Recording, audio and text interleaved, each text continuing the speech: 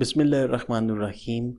Welcome to Easy Learn, and we are just discussing the previous section and continuing the topic that is related to the potential difference, how it is generated in the conductor that is placed in the magnetic field, and how current is generated, basically we can say, and the principle on which the generator is working, we are discussing in the previous episode. And for just the sake of recap, before proceeding, let's discuss about the topic that is Newman's equation. And this is the equation that tells us the relation between the EMF, electromotive force. It means potential difference that is produced in the conductor that is placed under the influence of the magnetic field. We are going to discuss this equation exactly, that gives us exact relation with the magnetic flux area. That is the last slide of the previous lecture, in which we are discussing about this diagram, in which there are the 2 points P and Q and the sliding rail, which is the source for the just providing a path for the sliding this conductor placed on it with the length L, and magnetic field is basically perpendicular to the is placed at the right angle with the velocity V or the current I. And if we are going to apply a force to move it in either direction, for example, if I am applying the force in the right side, then to make sure that constant velocity is produced. Constant velocity is very important. If the velocity is not constant, how can I calculate the exact distance? Because the definition of the conductor is moving in with a constant speed v. If the speed is constant, this is the target. If the speed is not constant, current is not constant. We cannot even calculate the direction, we cannot calculate the current which is produced under the force for some time in delta t. For this and calculation of all other parameters, we are making sure that this is a constant speed by our force. The amount of the work done or energy supplied is equals to F multiplied by the distance t, the force that we are applying here, and the distance that is traveled, that is means by that is the work done, F multiplied by v delta t here, where delta t is the time taken to move the distance t. As you know, the definition of the work, that is means by the, if we are applying the force, the velocity, v is the velocity which is moving at a constant velocity for the time delta t, we can calculate the distance. So v delta t is the distance.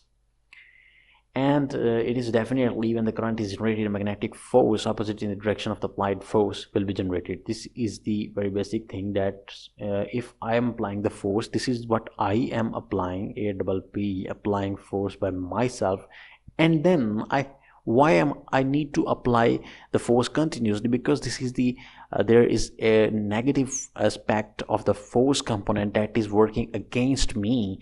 And if I am working towards right side of, and there is another parameter that is called force due to the induced current that we are trying to induce in the current carrying conductor of length L for the useful purposes, we have to work because you know that there are magnetic field lines here. For example, for just the sake of this is a block, and we are applying a force here to move it in either direction, and current is generated. So definitely current cannot be generated without applying a certain force. For this we are using, this is not 100% natural situation or ideal scenario, that you don't need to do any work and current is generated. So why we need dams and so on for the production of, and why need generators?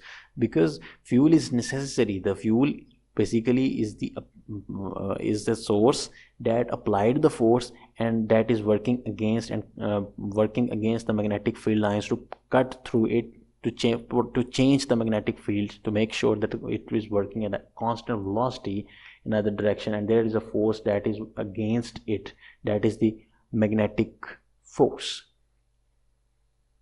When the current is generated, the magnetic force opposite in the direction of the applied force will be generated. This magnetic force is equals to ILB. We already discussed. A diagram of the force is shown. This is the conductor here, charge Q, negative Q or positive Q, not here the issue. Basically, if we are applying the force, the constant velocity will be produced. For the sake of the constant velocity, this is our target here, and the negative force, that is the magnetic force, is equals to ILB, must be due to our force, and it is equals basically to we have to provide the force by external sources for the production of the current, that is equals to the negative F magnetic. Why negative? Negative means that because this is a magnetic force that is against us, that is has an opposite direction, so negative must indicate that only direction. Here also negative is missing. F applied is equals to negative ILB, but F applied is equals to ILB too, but F magnetic is ILB, so when you are trying to compare F applied and F magnetic, that is negative must be there. Assuming the no energy loss is here, then the mechanical energy is equals to electrical energy, so we are applying the force. We are just taking the ideal scenario, whatever we are applying the force, suppose 5 Newton, 4 Newton, it is directly converted into electrical energy, no losses here. Then it means that this is our formula for the mechanical components. What is the mechanical sources here? Basically, number one, the force applied. First thing is mechanics here, force applied here, multiplied by the distance it traveled. Basically, the work done. In other words, what is the mechanics here? The work we done. What is the work? Work is force multiplied by distance. So the force is what we applied here. This is the force, and distance is V delta T. We already discussed in the previous slide. Is equals to, this is the electrical energy generated. This is the mechanical components.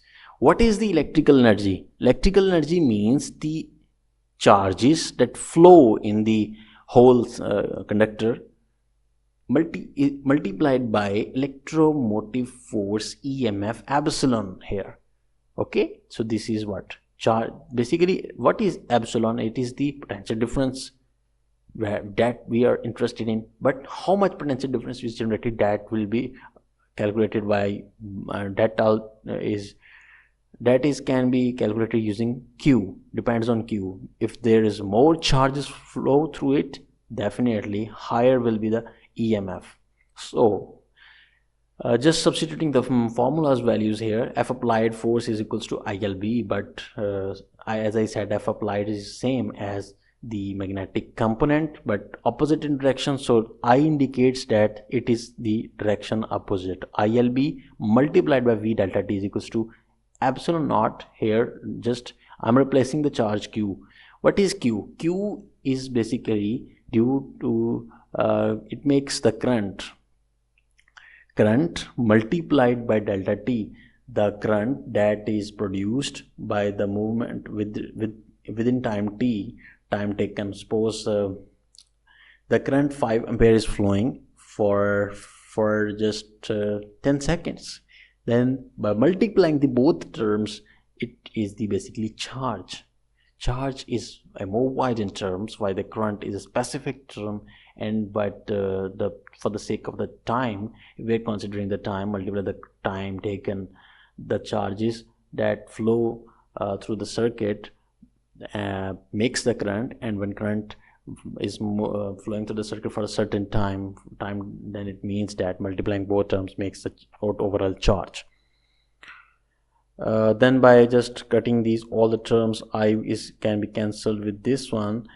The overall remaining terms is minus BLV. This is the value of the epsilon, BLV or BLV. The value of the epsilon is the EMF, or the potential difference developed across the ends of the conductor of the length L. It is proportional to the magnitude of the magnetic flux density B and the velocity V. Definitely, if the magnetic flux is increased and the velocity is increased, definitely our overall efficiency is increased. So the change in the magnetic flux, so we are going to changing the magnetic flux because the discussion is continued, so why not we are interested in magnetic flux discussed here. This is the time, this is the place where we need to discuss the magnetic flux. This is the time. Magnetic flux is phi b. Phi b, if we are going to change it, then definitely we are going to discuss the delta. It is basically phi, the definition of the formula for the phi is equals to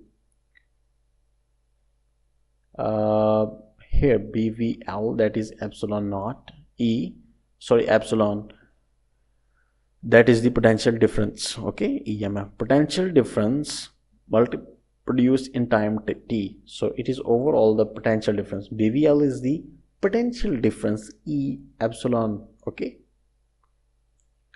So overall the formula is already discussed in the previous section where we discussed the magnetic flux in details, and when we are going to just interested in the changing magnetic flux, delta phi b, not only phi b, it is equals to BVL into delta t, that is the changing in time, and that is BVL is the electromotive force, electromotive EMF, that is BVL.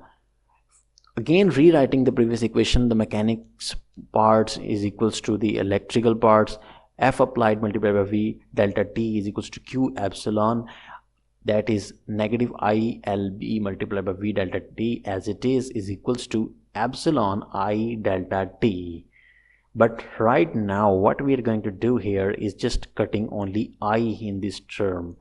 The delta T goes here towards this side and written in the denominator of this left hand side, and I can also cancel out this one, but I'm just for the sake of representing the relation not going to cancel this. So BVL delta T means basically it is magnetic flux, replacing this BVL delta T, that is phi b, that means it is the change in the magnetic flux. So what happens here if I replace it with this change in magnetic flux divided by delta T? What delta T? Delta T is means that the change in time. Overall this formula becomes the electromotive force that we are interested in, the production of the current. In simple language you can say this is what the electrical energy, and it is equals to more electrical energy will be produced if higher is the change in the magnetic flux. The more magnetic flux is changed with respect to the time, the more the electrical energy is produced, and this is called also the Newman's equation, and that is our final destination of the mathematics derivation. And I can also write here, and also minus sign basically indicates the negative in the direction, as previously continued, that I will also explain the Lenz's law. It basically comes from there, that if the magnetic field is applied and the current is induced in the conductor, it always tries to oppose the direction of the applied force, and due to this the negative sign basically it comes from there. So the overall, again repeating this last final formula of the Neumann's equation, that says and explains that the epsilon means electrical energy is equals to the number of the times the magnetic flux changed in time delta T. Or you will simply say that the more the magnetic flux changed with respect to time T, the more the definitely current will be produced. Coming up next is the Faraday's law. So stay tuned, watch and grow. Take care. Allah Hafiz.